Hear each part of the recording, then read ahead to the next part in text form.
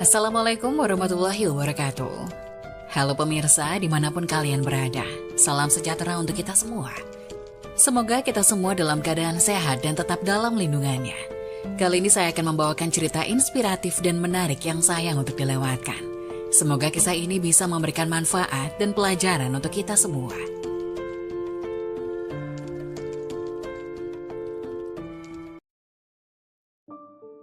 Inilah 6 amalan sebelum subuh dan sesudah sholat subuh. Salah satu manfaatnya adalah dipermudah urusannya. Diketahui 6 amalan sebelum dan setelah subuh akan mempermudah segala urusan. 6 amalan ini dapat diterapkan sebelum subuh dan setelahnya. Banyak manfaatnya, salah satunya akan mempermudah segala urusan. Sejumlah amalan sebelum dan sesudah subuh yang akan dilaksanakan oleh umat Islam memberi manfaat bagi kehidupan dunia dan akhirat. Antara lain seperti dirikan sholat tahajud, sholat witir, dan sholat qobliyah subuh, dan lainnya. Sebagai berikut, 6 pemaparan amalan sebelum dan setelah sholat subuh selengkapnya. 1. Sholat tahajud. Rasulullah SAW pernah bersabda, "Wahai kalian manusia, sebarkanlah salam, berilah makanan, sambunglah tali persaudaraan, dan sholatlah ketika manusia terlelap tidur pada waktu malam. Niscaya engkau akan masuk surga dengan selamat." Hadis riwayat Ibnu Majah.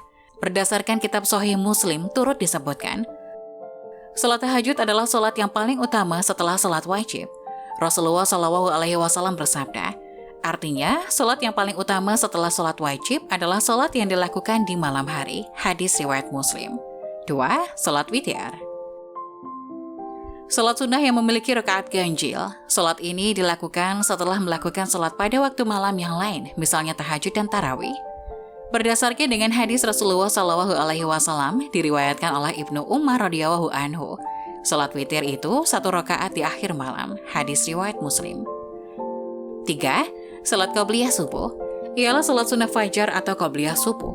Salat sunnah ini memiliki banyak sekali keutamaan yang bahkan tidak ternilai.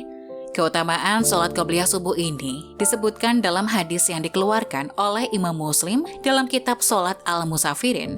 Dari Aisyah radhiyallahu anha, ia berkata bahwa Rasulullah SAW bersabda, yang artinya, 2 rakaat fajar lebih baik daripada dunia dan seisinya. Waktu pelaksanaan sholat qobliyah subuh adalah antara terbitnya fajar dan sholat subuh.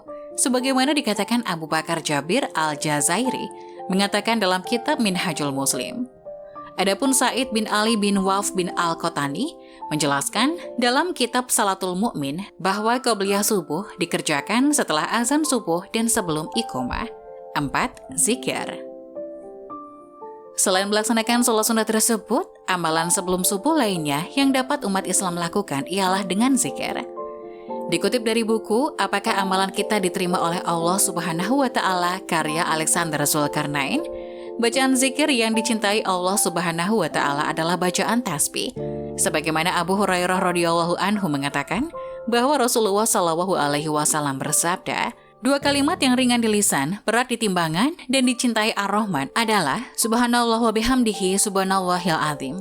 Hadis riwayat Bukhari dan Muslim. Berdasarkan kitab Sahih Muslim juga terdapat riwayat tentang zikir yang sering disebut dengan tasbih malaikat dari Abu Dzar. Ia berkata bahwa Rasulullah SAW ditanya tentang zikir apa yang paling utama. Beliau menjawab, zikir yang dipilihkan Allah untuk para malaikat dan para hambanya, Subhanallah wa bihamdihi.